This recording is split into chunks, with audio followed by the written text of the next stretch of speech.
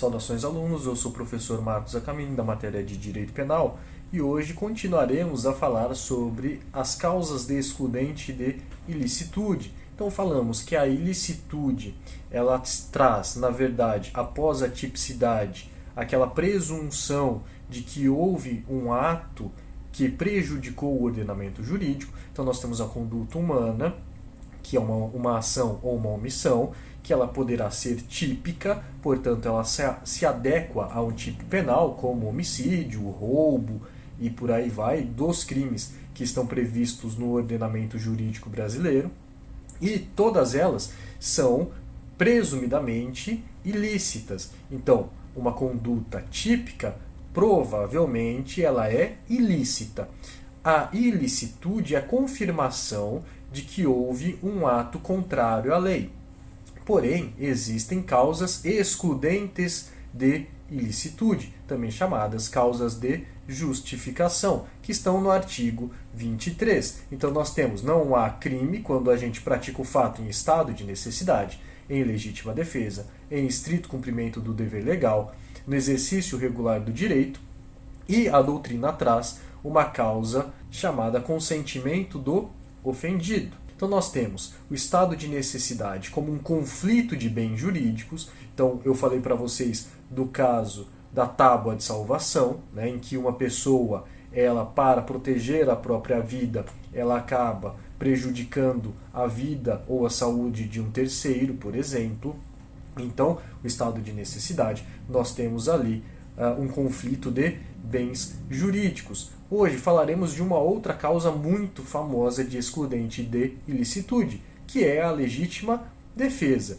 A legítima defesa é uma das causas de justificação mais bem elaboradas e que se estuda há muito tempo no Código, no direito penal, melhor dizendo. Trocando em miúdos, o que é a legítima defesa? É você defender, o seu bem jurídico, seja o seu patrimônio, seja a sua vida, contra uma injusta agressão. Então, alguém que está na iminência, no perigo iminente ou atual, então há um perigo ou o perigo está prestes a acontecer de prejudicar o seu bem jurídico. Então, quando uma pessoa vem para cima de mim, para me bater, para me matar, então existe um perigo atual ou prestes a acontecer, eu posso, para proteger o meu bem jurídico vida, para me proteger, eu posso repelir esta injusta agressão. Então o artigo 25 fala que entende-se em legítima defesa quem usa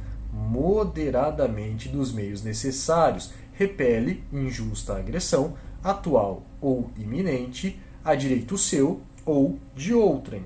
Então, a legítima defesa, de acordo com o artigo 25, ela precisa de uns requisitos simultâneos, ou seja, requisitos que todos devem ser preenchidos. A agressão injusta, essa agressão ela tem que ser atual ou iminente. O direito, ou seja, o bem jurídico, deve ser próprio, pode ser seu ou alheio, que quer dizer de terceiro. Eu preciso me utilizar de meios necessários usando-os moderadamente. E tem que ter um elemento subjetivo, que é chamado de animus defendendi, ou seja, o ânimo, a vontade de se defender. Então nós temos, primeiro, que a agressão deve ser injusta. O que é uma agressão injusta? Ela não é só uma mera provocação. Nós precisamos ter uma análise para verificar a gravidade, a intensidade de como aconteceu esta agressão. A agressão ela deve ser um ilícito, por exemplo, um ilícito penal, mas pode ser um outro tipo de ilícito, como o ilícito civil, a invasão de propriedade, por exemplo. É possível legítima defesa nestes casos. A agressão ela deve ser iminente, está prestes a acontecer, ou ela deve ser atual, ela está ocorrendo. Então a agressão deve ser injusta. Por exemplo, quando alguém vem me lesionar, então ela pega uma garrafa, quebra na bancada do bar e vem para cima de mim. Então nós temos ali um perigo, uma agressão injusta. Agora, se alguém, um policial com mandado de prisão, vem me prender, então aí já será uma agressão justa, porque ela é lícita. Então precisamos de uma agressão que não está em conformidade com a lei. Ela deve ser atual ou iminente. Lembrando que estes casos de que há ou não perigo, eles devem ser analisados caso a caso, eles devem ser analisados concretamente, se houve mesmo uma agressão injusta, real, concreta. Lembrando que esta legítima defesa ela deve ser imediata. Você não pode, esperar que cesse a injusta agressão para depois exercer o direito à legítima defesa. Então a legítima defesa ela deve ser imediata. Por que você se utiliza desta conduta que poderia ser considerada crime? Para repelir injusta agressão atual ou iminente. Então, quando cessa esta injusta agressão, não terá mais possibilidade de se utilizar da legítima defesa. O bem jurídico ele pode ser próprio ou alheio, então eu posso, por exemplo, proteger a minha vida ou a de um terceiro. Então, se eu estou vendo algum crime acontecendo, como um roubo, então se eu estou vendo um crime acontecendo, como um roubo, então eu posso interferir me utilizando dos meios necessários para repelir aquela injusta agressão ao bem jurídico de terceiro. Conforme o artigo 25, eu posso utilizar dos meios necessários. Quais são os meios necessários? São os meios suficientes e indispensáveis para eu conseguir repelir aquela injusta agressão. Eu devo me utilizar moderadamente. Então eu não posso extrapolar na utilização da legítima defesa, sob pena de responder pelo excesso culposo ou excesso doloso. Então, eu devo me utilizar dos meios necessários, disponíveis naquele momento, e de forma moderada. Então, repeliu a injusta agressão, não deve mais continuar a legítima defesa, sob pena de responder por excesso culposo ou excesso doloso, conforme o parágrafo único do artigo 23. E, por último, nós temos o elemento subjetivo, que é chamado de ânimos defendendi. Eu tenho que ter um ânimo de defender o bem jurídico próprio ou o bem jurídico de terceiro. A diferença entre legítima defesa e estado de necessidade: no estado de necessidade é um conflito de interesses legítimos, a sobrevivência de um significará o perecimento do outro. Na legítima defesa, o conflito ocorre entre interesses lícitos, de um lado, e do outro, o ilícito. A agressão é ilícita, a reação é lícita, isto é, legítima. E na legítima defesa, a preservação do interesse ameaçado se faz através de defesa que é dirigida contra o autor da agressão. Enquanto no estado de necessidade, essa preservação ocorre através de um ataque ao bem jurídico de um terceiro inocente. No estado de necessidade, como falamos, existe uma ação, e na legítima defesa nós estamos falando de uma reação. Agora falaremos sobre o estrito cumprimento do dever legal, que está no artigo 23, inciso 3 do Código Penal. Então, nestes casos, a pessoa ela está cumprindo o que a lei exige. Por exemplo, o carcereiro. O que eles estão fazendo? Eles estão mantendo em cárcere privado aqueles que cometeram crimes, mas ele está cumprindo a lei. De acordo com César Roberto Bittencourt, nós temos que ter dois requisitos para o estrito cumprimento do dever legal, para ser considerado uma excludente. Primeiro, o estrito cumprimento. Somente os atos rigorosamente necessários justificam o comportamento permitido.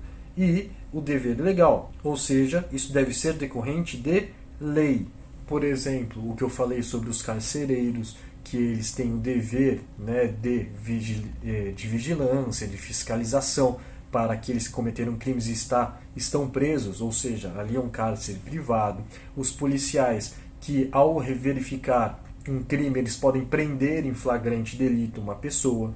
O cidadão comum, então o estrito cumprimento do dever legal não é somente restrito aos agentes públicos, mas também é possível em razão de relação paternal, de pai e filho, pátrio poder ou poder familiar, como agora é chamado. Então, de acordo com o Código Civil, os pais têm o dever de guarda, vigilância e educação dos filhos. Alguns constrangimentos, como broncas, algumas palmadas, elas podem ser adequadas ao estrito cumprimento do dever legal neste caso. Porém, não se pode ter excesso. sob pena de excesso doloso ou excesso culposo, conforme o parágrafo único do artigo 23. Sobre o exercício regular do direito. O exercício regular de um direito,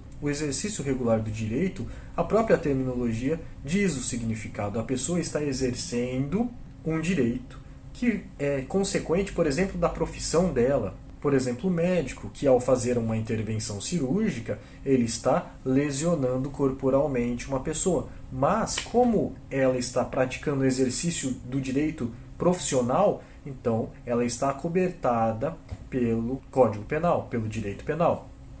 Então, mesmo que uma pessoa, ela às vezes não possa consentir com que se faça aquela operação, então um exemplo, uma pessoa chega no pronto-socorro inconsciente, não tem familiares, não tem amigos, e o médico ele verifica que deve ser realizada uma amputação, né, da perna, senão ela pode vir a óbito. Então, mesmo sem esse consentimento, o médico vai lá e amputa a perna, lesiona corporalmente, faz uma intervenção cirúrgica naquele paciente. Ele está exercendo um direito profissional em razão da profissão de médico que ele tem. Um outro exemplo, você tem um direito à propriedade, você pode proteger a sua propriedade. Você pode se utilizar dos chamados ofendículos, ou também de defesa predisposta. Sabe, no muro, quando as pessoas colocam caco de vidro, arame farpado, cerca elétrica, isso é chamado de ofendículos. E eles são autorizados pelo direito penal, porque é uma maneira, uma defesa predisposta, uma maneira de autoproteger-se.